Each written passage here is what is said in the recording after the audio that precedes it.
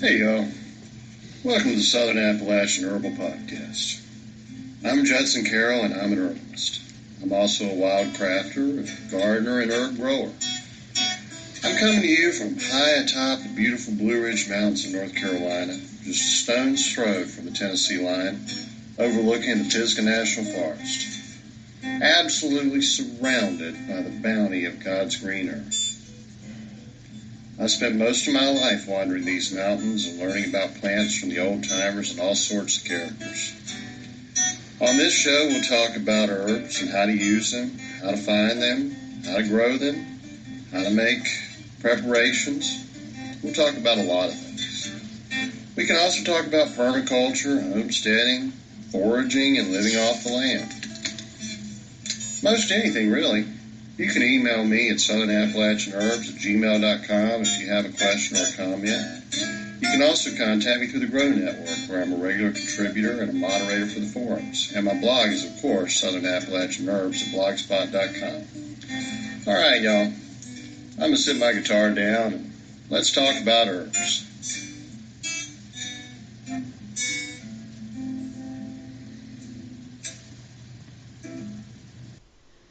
Hey y'all, welcome to today's show. We're going to get into a really cool herb today. It is one of those weeds, so-called. You're going to be able to find this pretty much anywhere you live. I've been all over different climates and environments, and from desert areas to the mountains to hot areas, cold areas, dry areas, wet areas. Chenopodium, I believe is the way you pronounce it. It goes by many names. Chenopodium album specifically. We normally call it lamb's quarters. If you're a forager, you probably know this is one of the first foods you learn to find in the wild. Long, interesting history. We'll get into it. Some people call it goosefoot. Some people call it fat hen. I particularly like that name. But apparently, like chickweed that we talked about 2 weeks ago, the what I would call lamb's quarters was often grown as chicken feed. I know someone actually that sells it at farmers markets and calls it wild spinach. It was very important to Native Americans. It's another one of those that should not be called a weed, because a weed is supposedly an invasive species. Well, lamb's quarters have been grown pretty much everywhere in the world. I mean, it is one of the most ubiquitous plants. It is one of those plants that I will pull into a parking lot, like at a grocery store, Walmart or something. I hate to go to Walmart. But if I absolutely have to get something from Walmart, and growing out of one of the medians or a crack in the asphalt, yeah, there's some lamb's quarters. Now, I don't harvest them there because there's going to be a lot of runoff from the pavement, be quite toxic actually. But lamb's quarters has actually been used as far back as herbal history goes. Dioscorides wrote about it. We'll get into all this. But, all right, so I always like to do the recipe first. But before I do the recipe, and before I forget it, it's November, and good time to be shopping for Christmas gifts for your friends and family. So I just want to put a little plug in. I'd love to be under your Christmas tree. Whether it's my books, which you can get on Amazon, etc. You can give people subscriptions to my podcast for $8. You can give somebody a 1-month subscription to my Substack newsletter. That's actually what I meant to say, Substack newsletter. You don't have to pay shipping. You don't have to pay taxes on that. You don't have to pay anything. Like the best last-minute gift ever, if you like my work, or if the person you're giving it to would like my work, would be a 1-month subscription to my Substack newsletter for $8. And see, why is that such a good deal? Because anyone who subscribes to my Substack newsletter, I send them one of my books in a PDF format, an ebook, for free. So just to get the PDF, the ebook is usually $9.99. So you can actually save $2 and give somebody both a subscription to my Substack newsletter and a free book that goes along with it. So, I mean, it's not like, George Costanza, the Human Fund. I mean, this is, I don't remember, if you're a Seinfeld addict like I am, you know that he gave people cards. A donation has been made in your name to the Human Fund. Well, you can actually, for $8, minimum, that would be for 1 month, or if you want to go further than that, give somebody a subscription to my Substack newsletter, and they get from 1 to actually unlimited free ebooks, depending on how many months you were to purchase. Um, it's really a great deal. But I want to also mention my woodworking shop, Judson Carroll Woodcraft.substack.com is the site. I got some great stuff on there right now. I have been carving a lot of birch, beautiful paper birch. I've got these ladles and spoons and a salad set that, I mean, honestly, when I'm a cheapskate, so when I say that's so nice, I would buy it. That's how nice it is. This is all handmade, heirloom quality.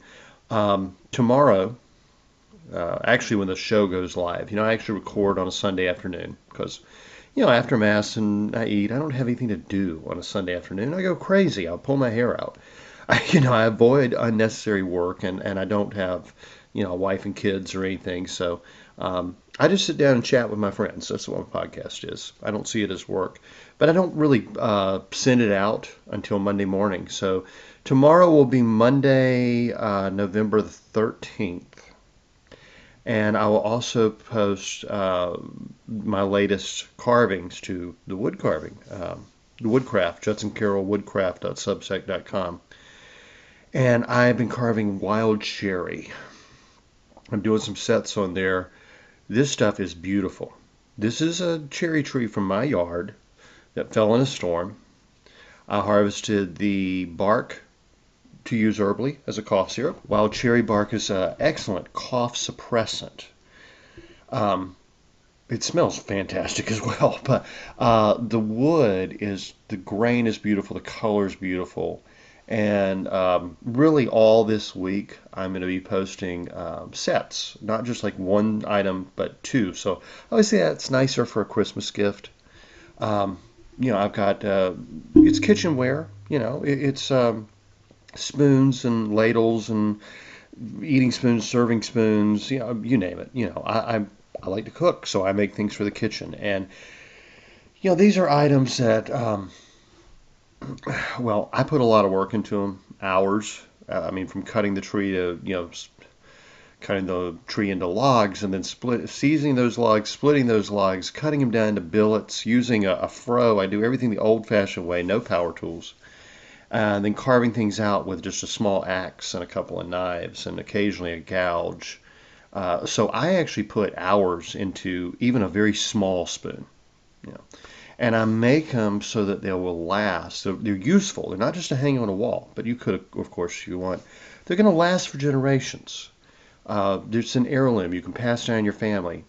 100 years from now, 200 years from now, you probably find one of my spoons or baskets. I do baskets, bowls, you name it, in an antique store selling for probably thousands of dollars because, God willing, if I live a normal life expectancy, I will have carved several hundred pieces that people will own, and they'll all be numbered and authenticated. I sent a card with my name and everything, and a thank you note essentially for buying one of my carvings or a basket. 100 years from now, 200 years from now, who knows about what inflation would be, but I mean, easily one of these pieces could be sitting in an antique store or show up on Antiques Roadshow, and it will say, carved, or a basket woven, I guess, by Judson Carroll, who was an author in the 2020s, and it'll probably be worth several $1,000s because these are one-of-a-kind craftsman, artisanal, I guess you would say, pieces. I know that, I've discussed it before, how my grandfather started a living history museum just before he died. He never got to see it open. But he was a huge antique collector, and he restored antiques. He was a builder. He was a stonemason. He did everything you can imagine under the sun, right? But he was a real expert on antiques. So I really grew up in the antique collecting community and mindset, with the books that valued from Tiffany lamps to, old Surreys from the, 1700s and 1800s, um, Duncan Fife furniture or Chippendale. I mean, this was stuff that was literally discussed in my family on a daily basis. So I know quality, and I make quality. Um, this is not something you can buy at Walmart. So if you want to check that out, yeah, I would really love to help you, whether you buy it for yourself or you give it as a gift. Help you make your Christmas special by giving somebody something that I really feel good about. I put a lot of work into this stuff, and I stand behind it, and I do it for a very reasonable price. As I've said before, I know a lot of carvers that do kitchenware, spoons and bowls and different things. And I mean, I can tell you one right now that, for instance, a ladle that I might have for sale for $30 on my site, he's going to sell for a minimum of 270. And he uses lathes and power tools. So he doesn't really do it the old-fashioned way, but he's a good guy. He's got a great family. He does things more on production level, and he's got a real reputation. People collect his stuff. Um, I'm not going to denigrate his work at all. It's absolutely beautiful. But I put a lot more literal blood, sweat, and sometimes a few tears when something screws up, but into my work than he does, and I think it's just as nice. In fact, some of my pieces I think are nicer, and yeah, a lot less expensive because, well, one, I haven't really established my name as a collect. Well, but a lot less expensive because I want things to be available for my listeners. I don't want you to look at something and say, "Oh, I'd love to have that, but I just can't afford it." No, that may happen sometimes, but I've got to make just enough on something to break even. A lot of times, that's basically all my several of my books. I barely make um, anything off of, to tell you the truth, because I put so much into the book. It's going to be over 400 pages, and then Amazon takes so much, and I it's almost I make a few dollars. Sometimes I'm thinking of one right now. It's probably my longest book, and I make like $3.50 off of a copy. And Amazon, and I mean to print it and to ship it and all that, they're taking like 15, 16, $17. Yeah, seriously. Actually, the tax man, the government gets more money, I think, off that book when you break it down than I do. So I'm not overcharging by any means. By any means. In fact, when you buy one of my spoons, I include the cost of shipping in it just to make it easier for you. So even if it is, a $30 ladle or something, um, after shipping, I'm only making, and the gas to drive back and forth, and the packaging and all that, yeah, I'm making about 20. So when you really think about the time and effort I put into this stuff, I should be charging a lot more, and maybe one day I will, just to justify doing it, because yeah, it is incredibly hard work to do things the old way. But I think it's worth it. I really do. I find it enriching.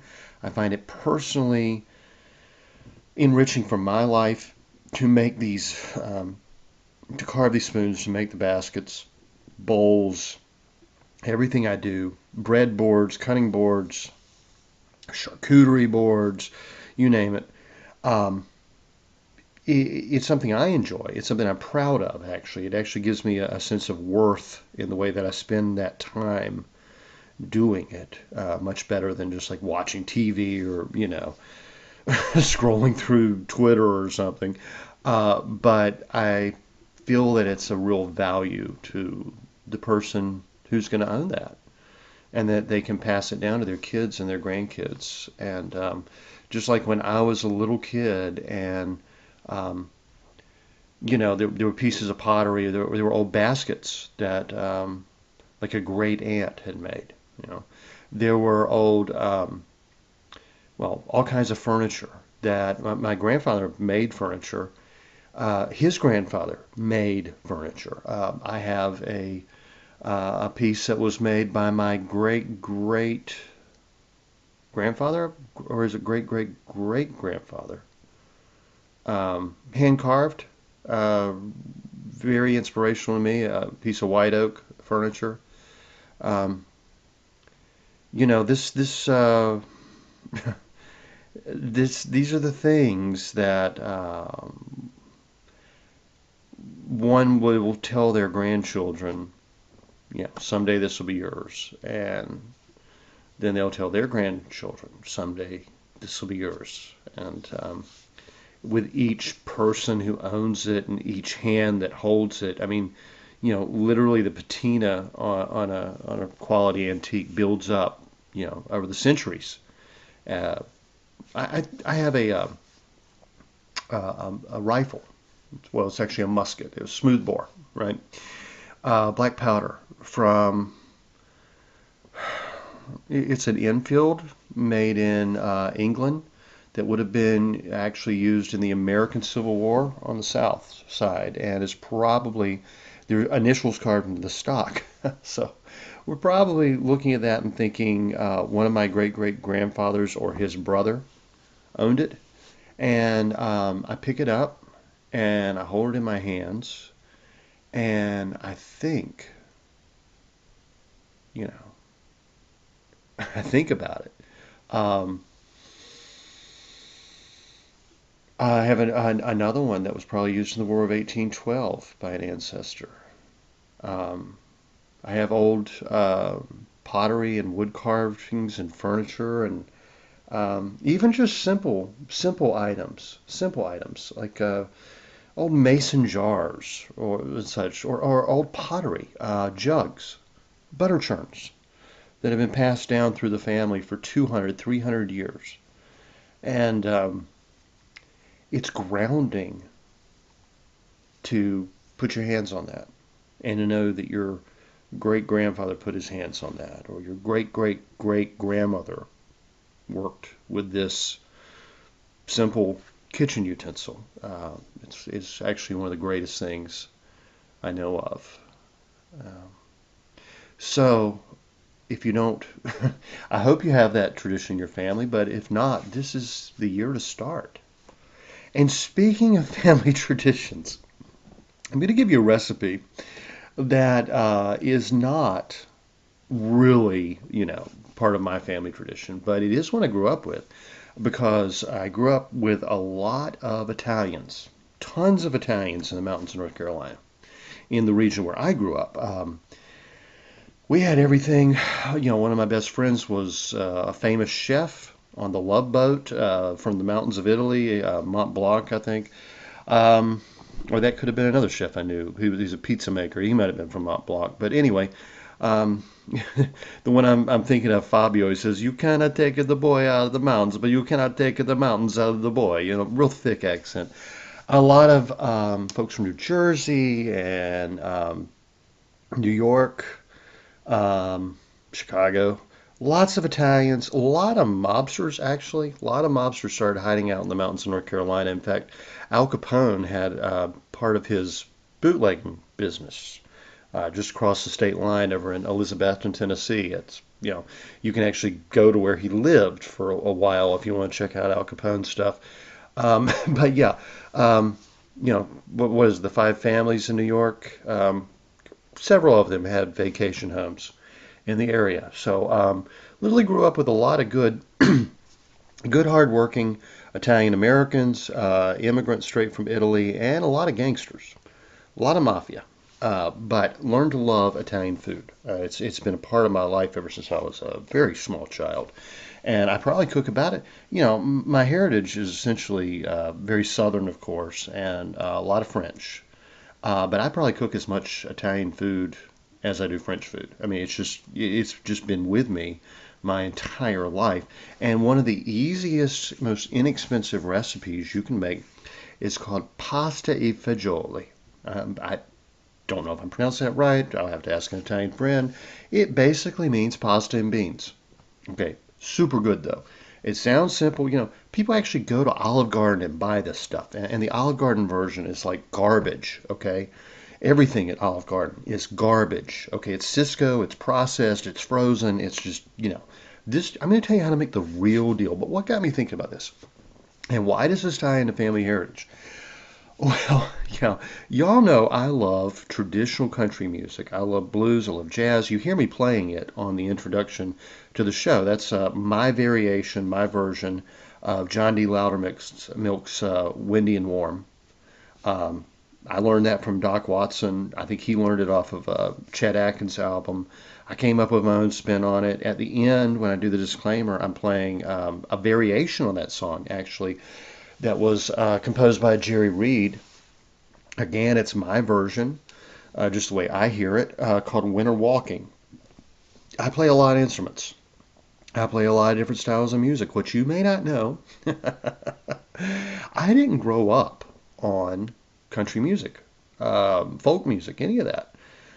It was part of my family's heritage. My grandfather used to book concerts for the Carter family, and I mean Hank Williams, and I mean Carl Smith. I mean, my grandparents loved country music, so I was very much exposed to it, especially bluegrass, Bill Monroe and Flatt and Scruggs and all that. I mean, that's a big part of North Carolina heritage.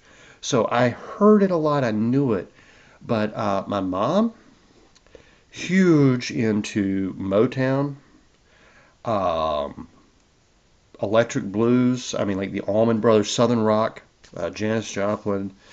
Um, Big into soul music. I mean, Otis Redding, absolutely. I'll get into more of that in a minute. My uncle was an early rock and roll and blues and soul DJ. He was actually friends with James Brown. So I grew up on, I mean, playing music as a kid. I was kind of a deadhead, but I played all kinds of different genres. And a lot of times, I mean, I was often called that funky white boy, you know? I mean, seriously, I played with a lot of older black musicians, and I'd be playing all that good old, Sam and Dave and Brooks Benton. And, we also have this kind of tradition in North Carolina around the coast called beach music, which is really more related to late 50s and early 60s pop music and soul than it is rock and roll. It has a lot of horns. If you think of maybe the Coasters, they were a big influence on beach music. What would be a really good example of a band many people have heard of away from the coast? Swinging Medallions, Double Shot of My Baby's Love, if you think of that. So everything really I grew up with was very soulful, and I got that kind of nickname being the funky white boy because uh, I learned to hear the rhythm on the offbeat, and so I was often playing, essentially funk music, soul music, and that may sound strange, but I mean literally, I can sing Otis Redding, Brooks Benton, Ray Knight in Georgia. Uh, I'm basically like a southern version of one of the Blues Brothers, like the original Blues Brothers, the good movie, not the remakes that are just kind of ridiculous. Sequels, but John Belushi and Dan Aykroyd. But instead of being from Chicago and from North Carolina, so get a lot of that Stax Volt, a lot of the Memphis horns. Yeah, I can do that stuff in my sleep. Seriously, Junior Walker and the All Stars, Sam and Dave. I mean, I know it. I mean, it's like encyclopedia. When it comes to the way I know herbs, I know music, and I can literally sit there with somebody who's like 70, 75 years old, and we'll just go year by year of all the chess and checker records. Well, I mean, we're talking like Bo Diddley, Oh, Sam Cooke, I mean, you name it. I mean, I know that music like I know anything, right? Well, the other influence, of course, was funk. I mean, I talked about James Brown, but of course, there was Isaac Hayes and another fellow from North Carolina, George Clinton, P-Funk, Parliament Funkadelic, grew up on that stuff. I mean, grew up on Earth, Wind, and Fire. My mother's a huge Bee Gees fan, so, the disco and all that. And occasionally, I mean, I just binge on the stuff. I mean, literally. And someone sent me a tune the other day, and I'm not gonna play the whole thing because I don't want to violate copyright and all that. But it's on YouTube, so I mean, it's anybody can pull it up. There was a guy named Alan Taylor. Now he was actually from England, but he moved to Italy, and he was as funky as they come. And I mean, this got me on. I mean, I listened to this thing like 3 times in a row. I mean, my knees all torn up. I got a something sprained, broken, whatever in my foot. And I mean, I could not keep my butt from moving. So, I mean, and then I had to have some pasta fagioli, okay? So let's get a little listen to this, and I'm going to give you the recipe, and I promise we'll get into the herb.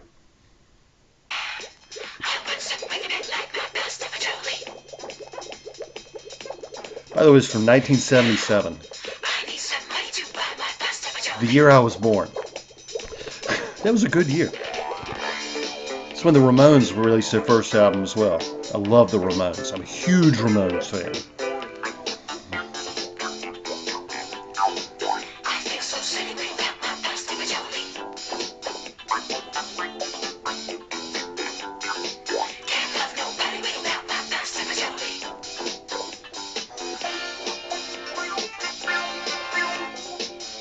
You hear the Bee Gees influence on that little riff.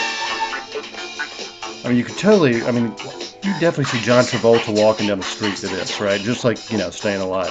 But this is way funkier.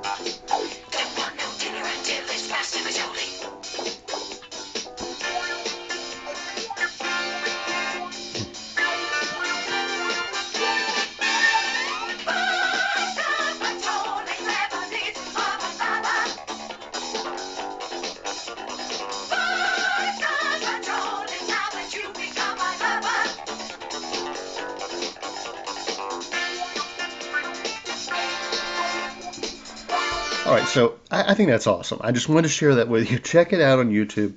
Alan Taylor, it's pasta and fagioli. He uses the ampersand. Man, there's such a Sly and the Family Stones influence on that keyboard. I mean, this guy, can you believe he's English? I mean, seriously. Album recorded in Belgium, actually, in 1977, called Pasta and Fagioli by Alan Taylor. I love it. I love it, honestly.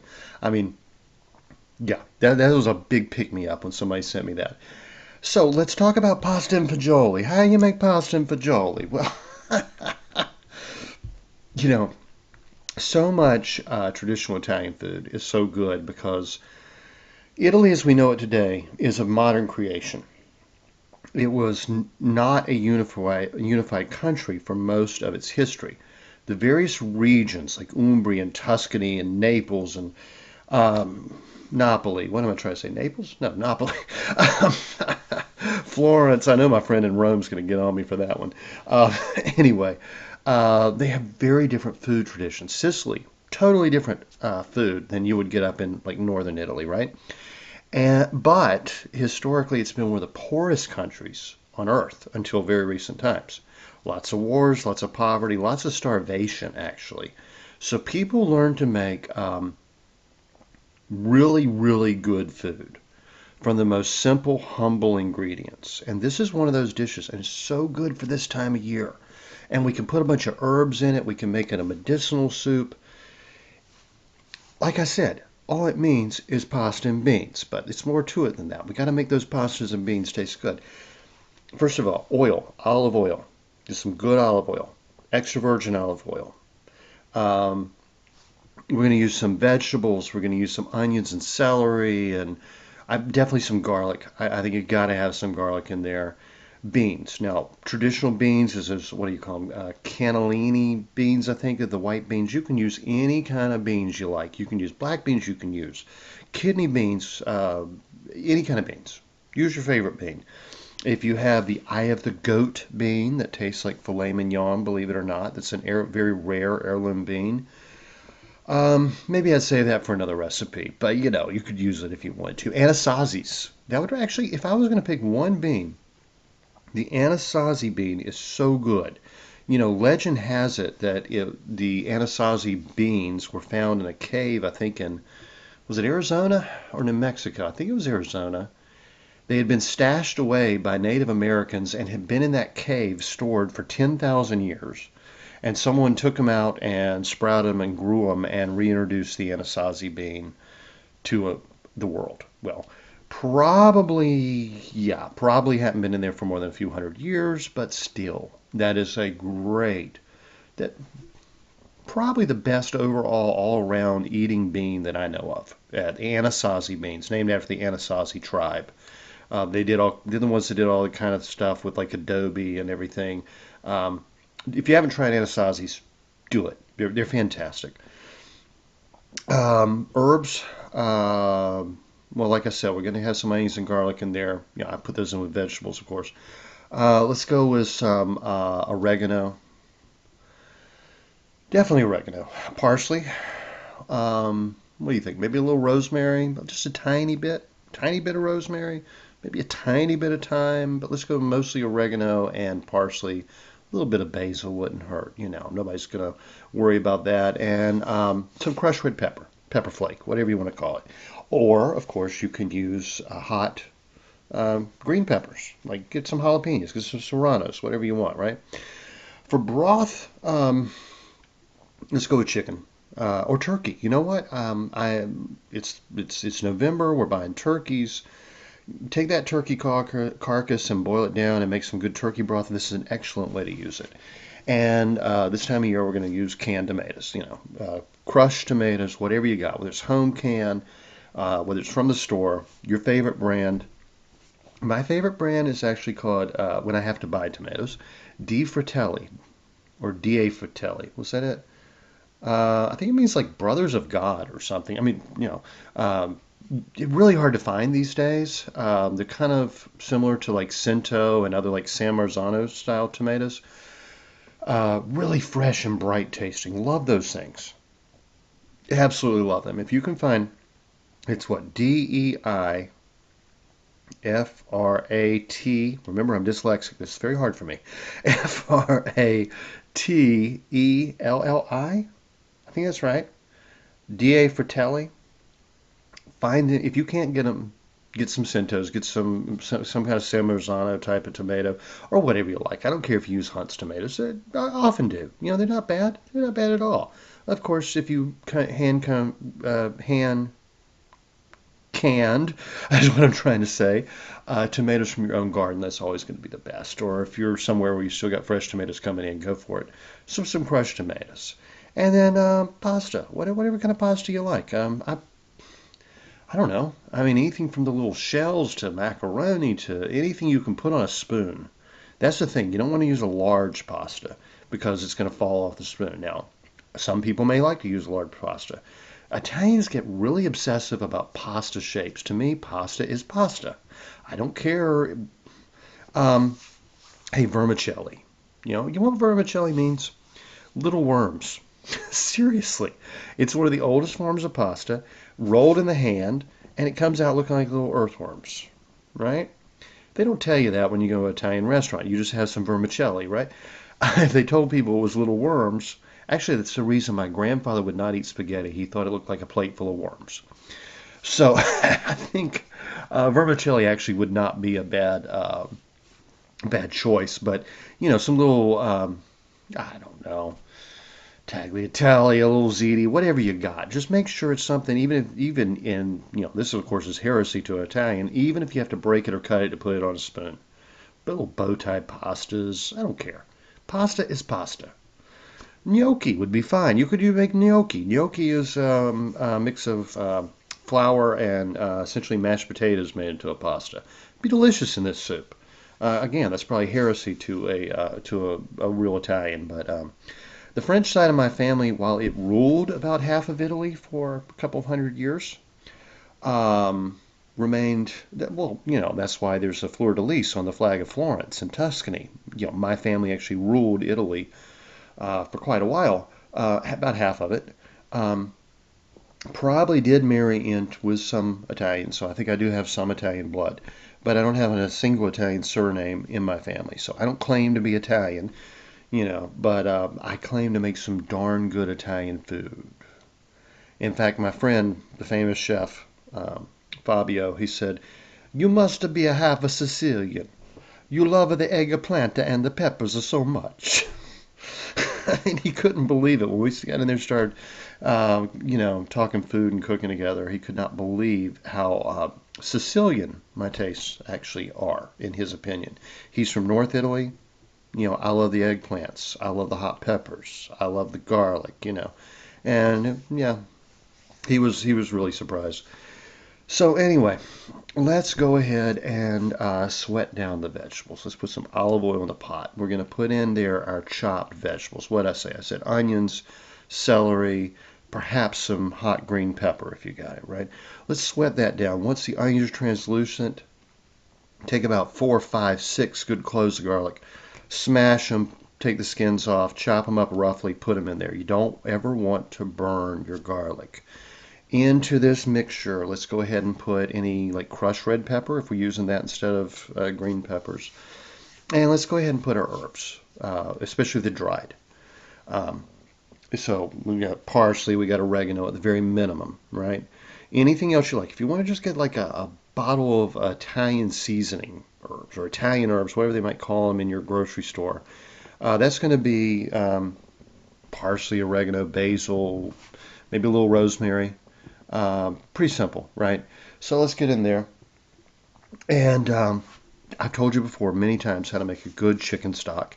If you're using canned broth, hey, you can use it for this one. The stuff in the carton's a little better. Homemade is always best. And if you take that turkey carcass and cook it down and make your own, just skim the fat off of it. We want, a nice kind of lean broth because we're cooking in the olive oil, and we don't want things, to go too far in the fat direction unless you like a fatty soup. Hey, it's totally up to you. A lot of times I do like a fatty soup. I will absolutely leave the fat in there.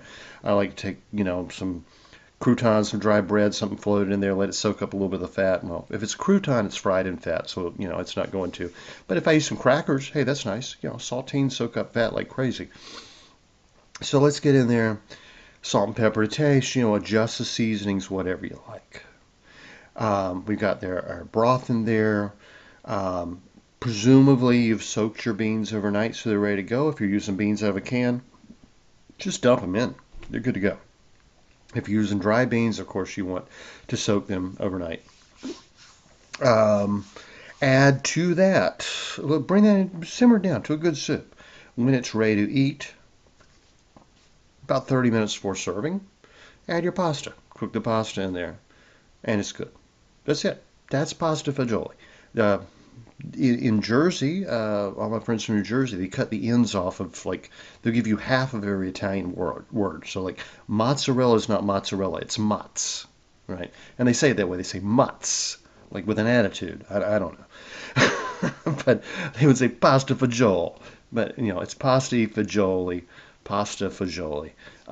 And listen to some good funky music and enjoy that because that's really good on a cold, rainy, cloudy fall day like this. You get some good hearty bread, and you can always, one thing I would do, one of the reasons I said use a lean broth, I like to add a little extra olive oil to the bowl before serving and grate some Parmesan cheese. That's sort of a little restaurant-y trick, I guess. A little oil and some Parm or Asiago or Pecorino Romano, whatever you like. Some good hard grating cheese. Hey, it can even be Swiss cheese. It's your soup. Do whatever you want. And serve it with some nice, preferably hot sourdough bread fresh out of the oven or some crackers or whatever you got. Super cheap. I don't think you could easily feed a family of 5 on a meal like that for $1 at most. What are you going to spend on a can of beans these days? right? If you get dry beans, Canada tomatoes, onion, garlic, celery, few herbs. All right, we'll stretch it. We'll say if I went down to a national chain grocery store and I had to buy everything, I had nothing at home, 250, and I could feed a family of 5 for about 3 days. Not bad, right? That is actually the secret of good home cooking anywhere. Anywhere. I don't care if it's Italian, if it's French, if it's Chinese, English. Simple ingredients, low cost, feed your family. And that's, my book, The Omnivore's Guide to Home Cooking, that's what it's all about.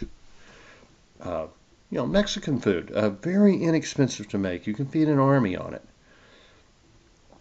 Seriously, I can go down the list. And I do in the book. I cook from a lot of different ethnic backgrounds because I have experience with a lot of different ethnic backgrounds. I mean, my family is a mix of Irish, French, and English predominantly, but we get this big Creole influence, a little Cajun here and there. Grew up with a lot of Germans as well as Italians, some Poles. We get the whole like Southern, coastal Southern is so different from Appalachian Southern. Swiss, grew up with a lot of these folks, and Mexicans. Yeah, I dated several Mexican girls in high school and college, and Filipino.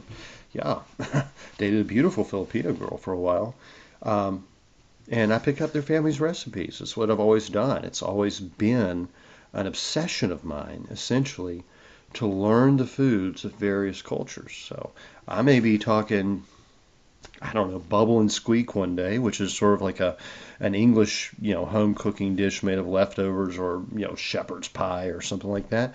And the next day, maybe I'm fixing some Korean kimchi or I just pick things up here and there, but it's always home cooking from scratch, real ingredients, and that's what the cookbook's all about. So I think, I think my cookbook would make a fantastic Christmas gift.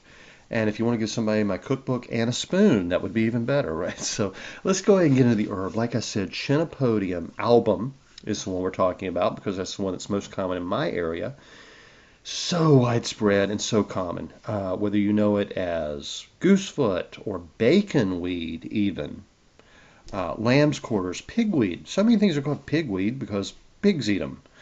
Just like so many things are named for chickens because chickens eat them.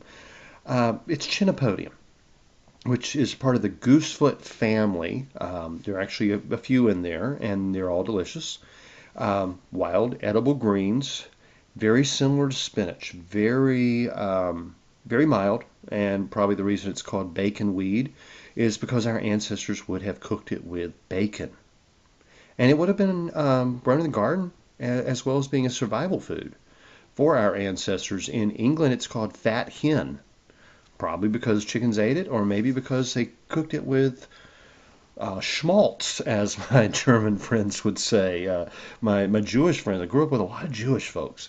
They love their schmaltz. It's chicken fat. It can be duck fat. It's fat from a fowl.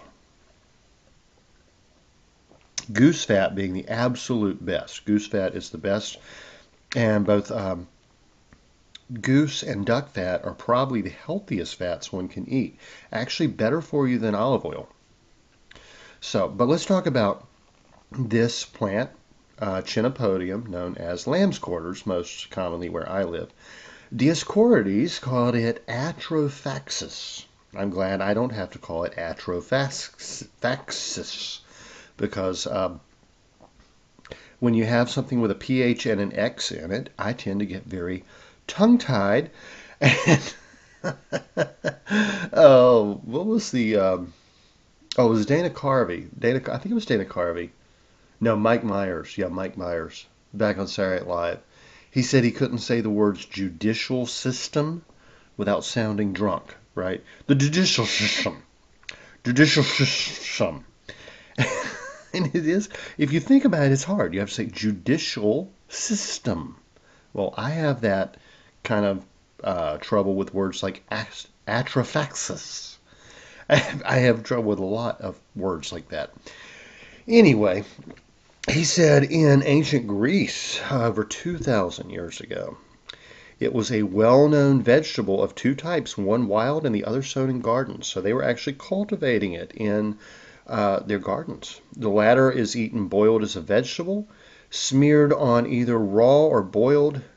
It dissolves inflammation in the bones. Now, I don't know how. Okay.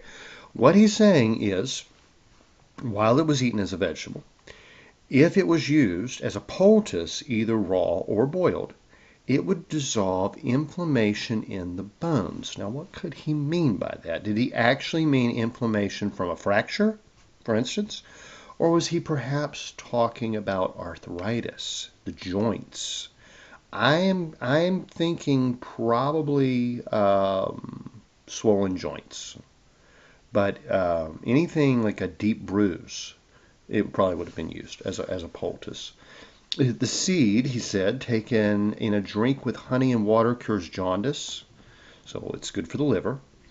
And he said it was also called chrysolochananan. I'm glad we don't have to call it that as well. For the Egyptians, it was just called ochi or oki. I'd be good with that. And he said in Rome it was called atriplex, also easier to pronounce. Interestingly, the medicinal properties of goosefoot were unknown to Gerard, the British herbalist who borrowed so much from other herbalists. Let's just say Gerard was a bit of a plagiarist. Much of what he wrote in his beautifully written book, honestly, Gerard's Herbal is a classic. Much of it came from, was lifted word for word from a Dutch herbalist, and much of the rest of it came from John Parkinson, probably the greatest of all British herbalists, who was unfortunately enough to be a Catholic in Protestant England. So his works were not, even though he was more educated, even though he was the king's personal herbalist, his works were overlooked in favor of John Gerard, who was a Protestant, not very well educated, and a plagiarist. But had a beautiful way of writing. He was actually a neighbor of William Shakespeare, probably. We don't really know for sure who Shakespeare was, but it seems the two of them were friends, and Shakespeare was also probably Catholic, by the way. Gerard probably relied heavily on him for learning how to use words as an educated man would in Victorian England. But he did say of goosefoot or lamb's quarters or whatever you want to call this one, it is reported that it killeth the swine if they do eat thereof, and is not used in physic, and much less as a salad herb. Oh, how wrong could he be? It's actually called pigweed because pigs ate it so much. It was a common feed for pigs and was grown in the garden as a vegetable. But of course, the English are not real big on salads. Never have been. Maybe they're getting that way now. I'm just saying historically, they had a real aversion to raw vegetables and usually cooked things down to a mush. And I guess by 1500s England, spinach had just replaced it. Cultivated spinach had replaced lamb's quarters. But Miss Grieve wrote in the 1930s that it was used in the English tradition. Culpeper didn't mention it. Gerard, well, anyway, we just said what he said. I don't think Culpeper mentioned it. If he did, it was just a brief mention.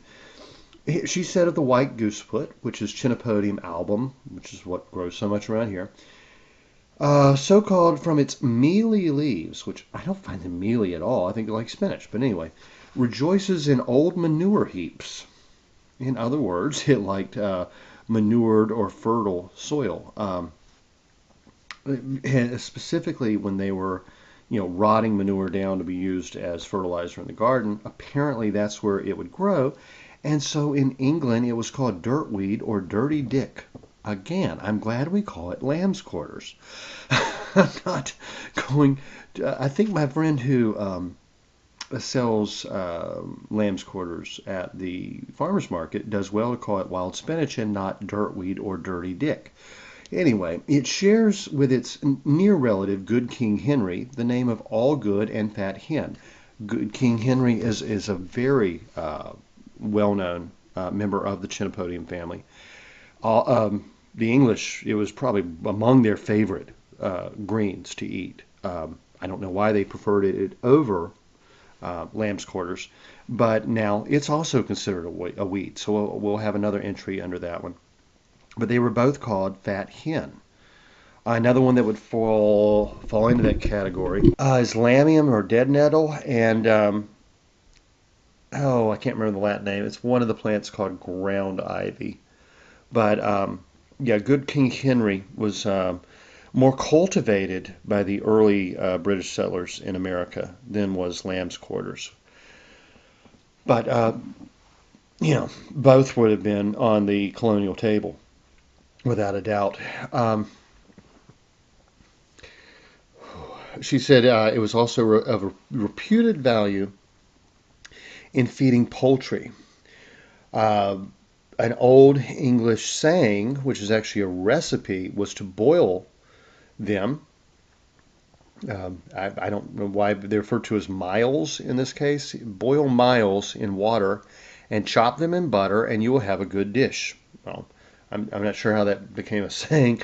You take that plant, boil it, and add some butter. Okay, well, it's absolutely delicious. I mean, she said it is also a very wholesome medicine as well as a pleasant vegetable and an excellent substitute for spinach.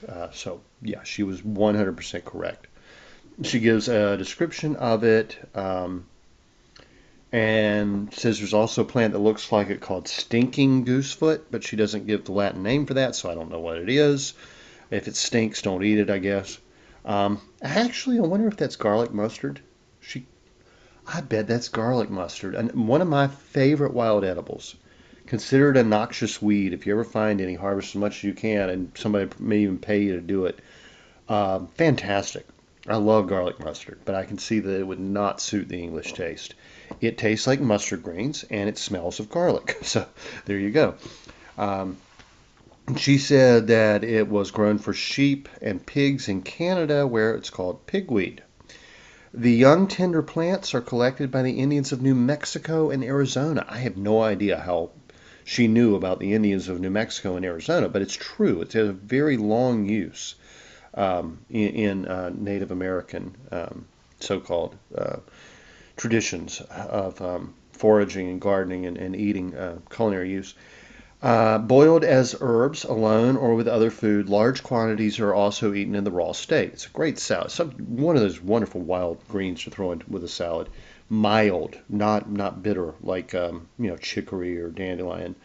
The seed of this species is gathered by many tribes and ground into flour after drying to make into bread. Very true. Right up there with like amaranth as far as a bread grain, a survival food for Native Americans and in South America very much. The flour resembles that of buckwheat in color and taste and is regarded equally nutritious. It's very nutritious, in fact. The small grade seeds are not unpleasant when eaten raw. Absolutely true. It was known in early American herbalism. The American Eclectic Materia Medica states therapeutic action. Well, first of all, let me say they called it worm seed. They called it worm seed because the seed would help get rid of worms. It was called an anthelmintic. Also antispasmodic and emmenagogue, meaning it brings on menstruation. It is considered one of our most efficacious ingredients. Let's try this again. It is considered. Now this is written 1700s America. A little bit easier to read than Gerard, but not as easy as one might think. It is considered one of our most efficacious indigenous anthelmintics. It is employed for destructions of all kinds of worms, but especially for the Hinehiricoid. I'm not familiar with what a Hinehiricoid worm is, but we're talking intestinal worms. Okay.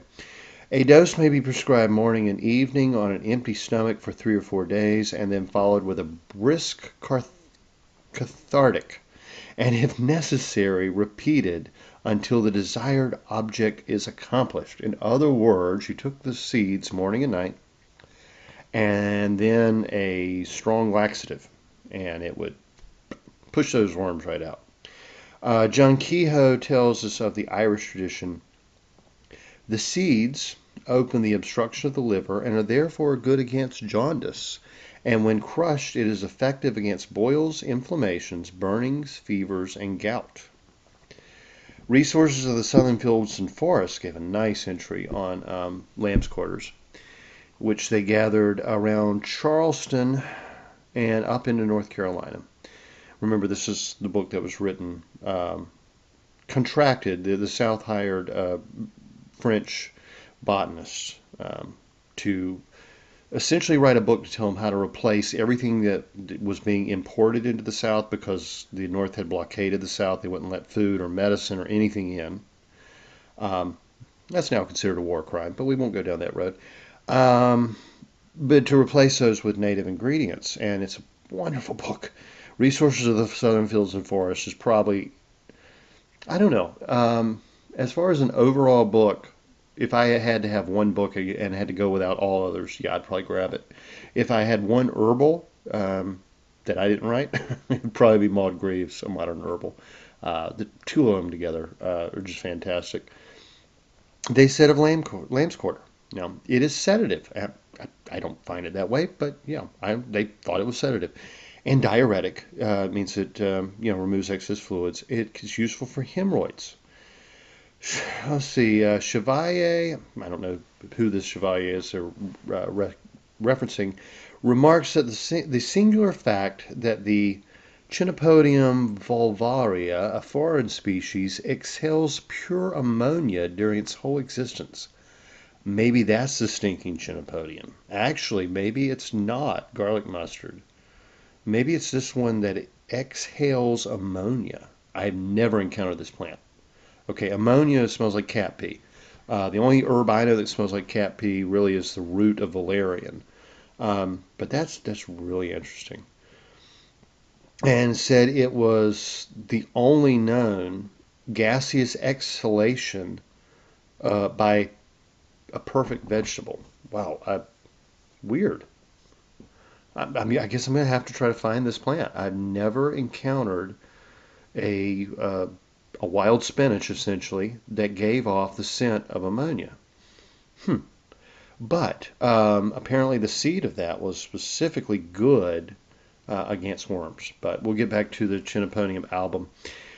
Also called worm seed in this case, said was to be very rich in potash and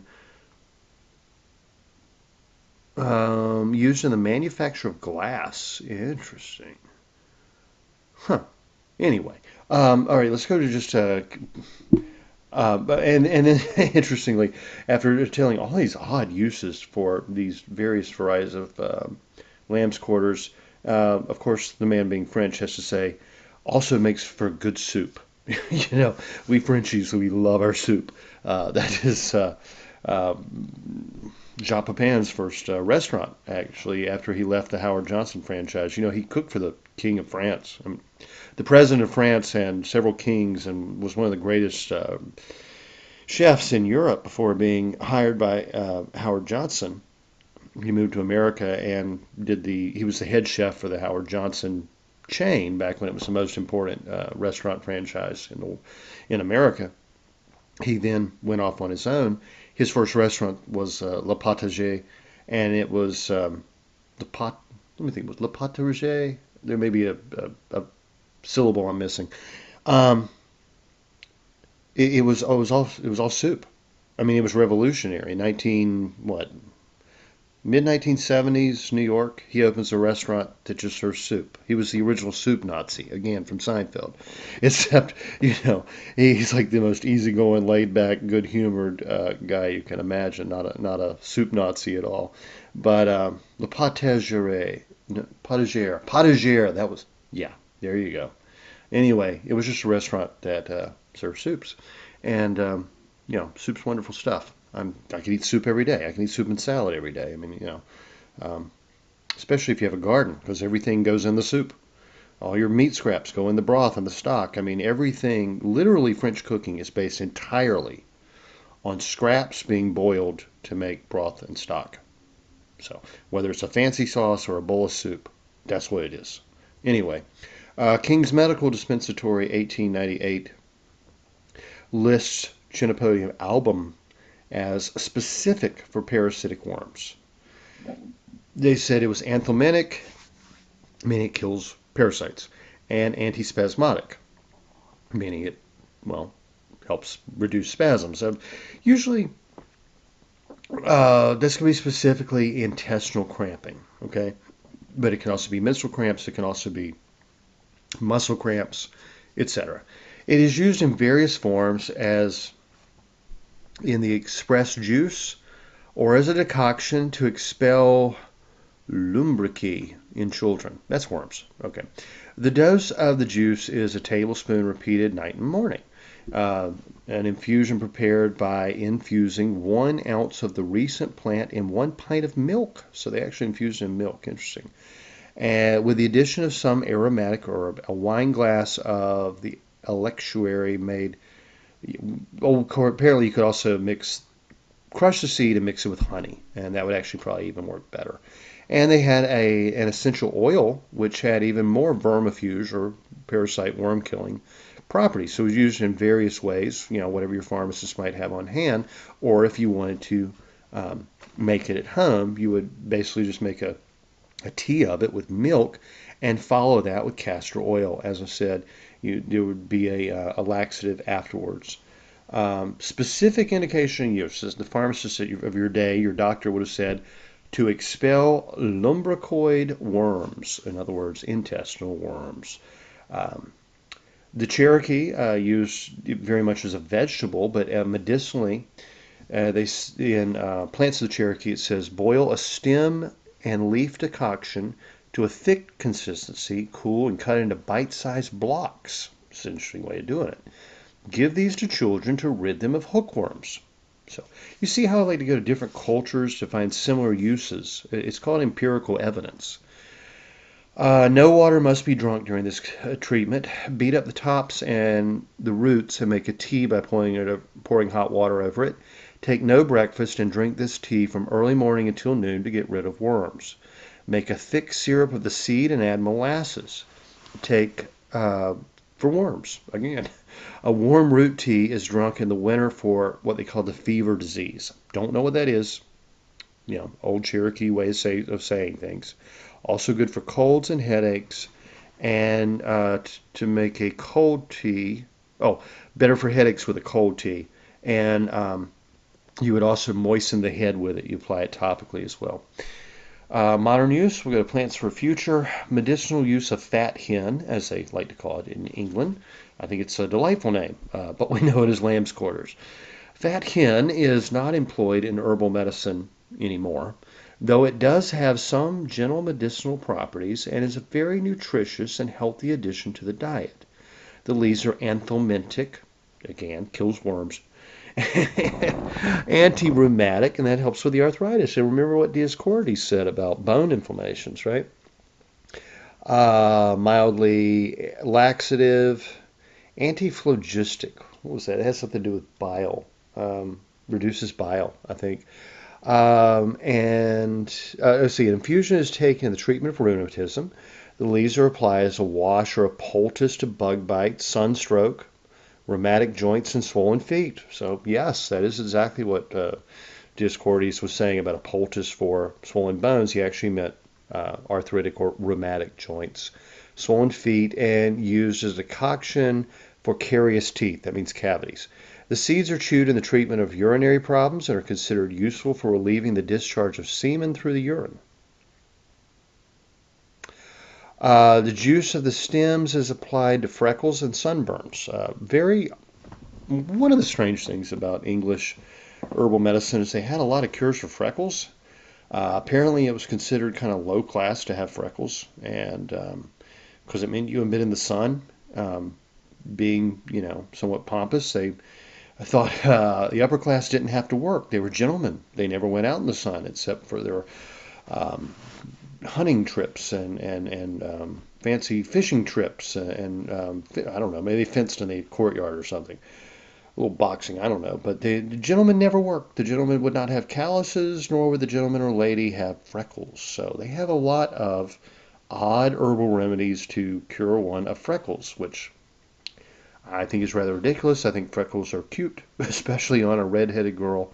Uh, being, part Irish and Scottish myself, I think that comes with my heritage that I find freckles and red hair quite attractive. Anyway, they talk about, the juice of the root was good for the treatment of bloody dysentery, and you can die from that, so it's good to know. And as a food, um, very nutritious, but could suppress the estrus cycle. So actually, whereas other herbalists use it as a menagogue, they're saying it could be a minifuge. Um, the Cloverleaf Farms Herbal Encyclopedia describes several other members of this family, and I'm just going to run through these quickly because you might find these where you live. There's the Chenopodium ambrosioides. That's worm seed, very common in Mexico. Also known as Jesuit's tea, Mexican tea, or epazote. Now, epazote is one of my favorite culinary herbs, and it's actually in the Chenopodium family. Very good to know. You include it with your refried beans and such. It has a nice flavor, and it helps prevent gas from beans. That's why it's used in much Mexican, South American cooking. You'll now find it growing throughout the United States. I was listening to a chef the other day. She said she finds it growing by the ornamental trees on the sidewalks of New York. So, I mean, it has literally spread throughout the continent. Wonderful. It's one of those you can't really usually buy in a store. You either grow it yourself or learn to forage for it. I love epazote, one of my favorite culinary herbs. And it just happens to have some of those same vermifuge, worm-killing effects and can be used pretty much interchangeably with all the uses I've said for Chenopodium album. There's also Chenopodium vulvaria, which is known as stinking irex or stinking goosefoot. This must be the one that puts off the ammonia. I've never found it. And they say, however, the Cloverleaf Farm says worm seed is toxic in overdose and must be used under the guidance of a professional.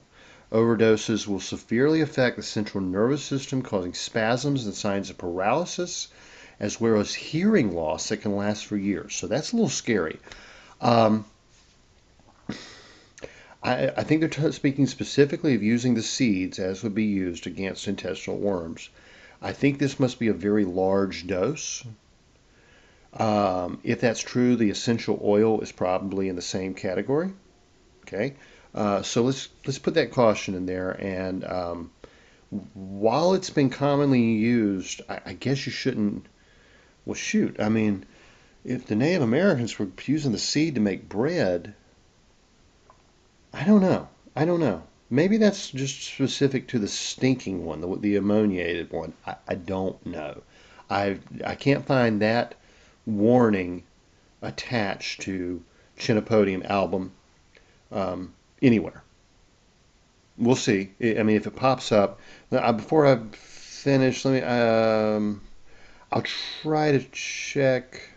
No, I'm not even seeing it in um, the physician's desk reference for herbal medicine. So um, I'm not going to worry about it.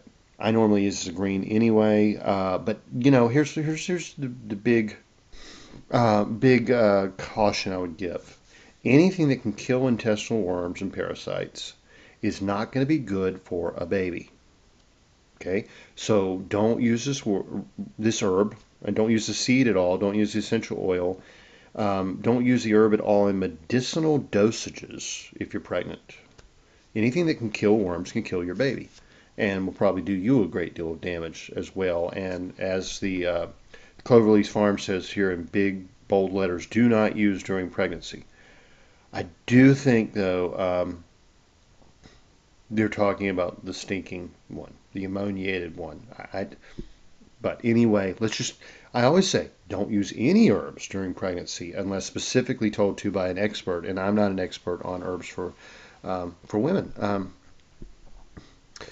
The one okay, here we go. The one they're speaking of specifically is native to Central and South America and the Caribbean, called wormseed, and is extensively cultivated in China and the U.S. And probably is epazote, actually. Yeah. So be careful, epazote, if you're pregnant. Don't take it in medicinal dosages. Like I said, don't take any herb in very high dosages or a concentrated form like essential oil. Anyway, yes, they say that it was cultivated by the Mayas of Central America to expel worms. Um, they said that the Catawba tribe right here in North Carolina, to whom I'm vaguely related, used it as a poultice to detoxify snake bites and other poisonings. Makes sense. There was actually a trade route that went from the Catawba region of North Carolina down to Mexico City. So anything the Mayans would have used, the Catawbas would have had access to.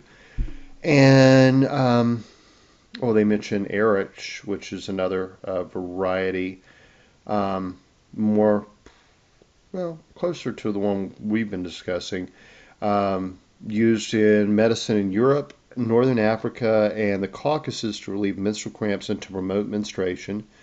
It has a distinctive, unpleasant smell. So no, that's the ammonia one again. Weird. Um, Used as both food and a remedy. That's the one we know. The Erich, which is I have a different entry on, and the goose. They're both called goosefoot. The Chenopodium. Um, and they're also included in this one, the epazote, um, widely used by the Aztecs, and is a staple of Mexican cooking, especially in a pot of beans with its tangy flavor. Absolutely. Medicinally, the Aztecs used the plant to treat asthma and dysentery, and this is the epazote, definitely.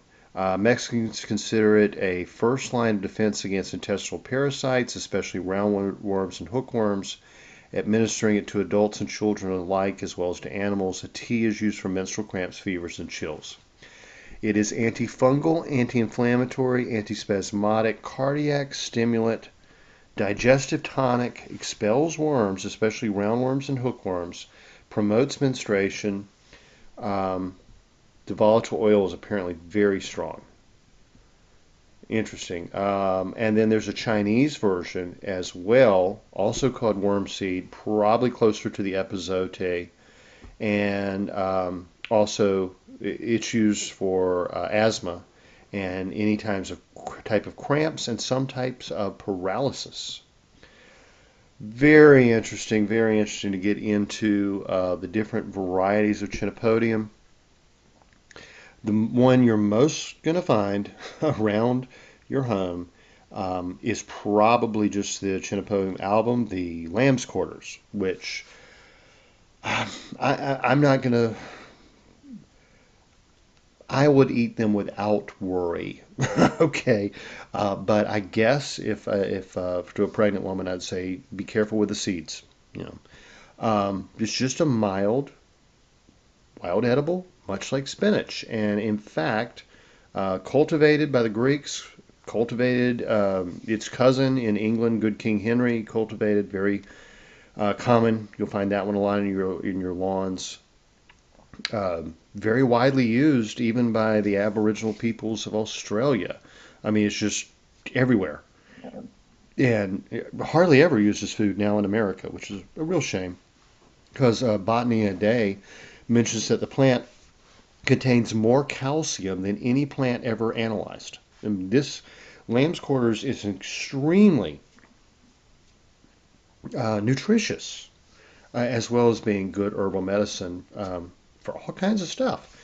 And it's one of those that people consider an herb, which is pretty ridiculous, pretty ridiculous. And that's the point of this book, which is the medicinal weeds and grasses of the American South. is to allow you to go out in your backyard or to walk around your neighborhood and just start noticing these so-called weeds that are good herbal medicine and nutritious and should really be respected and used and even cultivated, especially the one we'll get into next week, which is chicory. You definitely want to cultivate chicory. Delicious, nutritious, wonderful. Um, Many common aspects with dandelion, but chicory's fantastic. We'll get into that one next week. Anyway, y'all, have a great week. I'll talk to you next time. The information in this podcast is not intended to diagnose or treat any disease or condition. Nothing I say or write has been evaluated or approved by the FDA. I'm not a doctor. The U.S. government does not recognize the practice of herbal medicine, and there is no governing body regulating herbalists. Therefore, I'm really just a guy who studies herbs. I'm not offering any advice. I won't even claim that anything I write or say is accurate or true. I can tell you what herbs have been traditionally used for. I can tell you my own experience and if I believe an herb has helped me. I cannot nor would I tell you to do the same. If you use an herb anyone recommends, you are treating yourself. You take full responsibility for your health. Humans are individuals and no two are identical. What works for me may not work for you. You may have an allergy, a sensitivity, an underlying condition that no one else even shares and you don't even know about. Be careful with your health. By continuing to listen to my podcast or read my blog, you agree to be responsible for yourself, for your own research, make your own choices, and not to blame me for anything ever.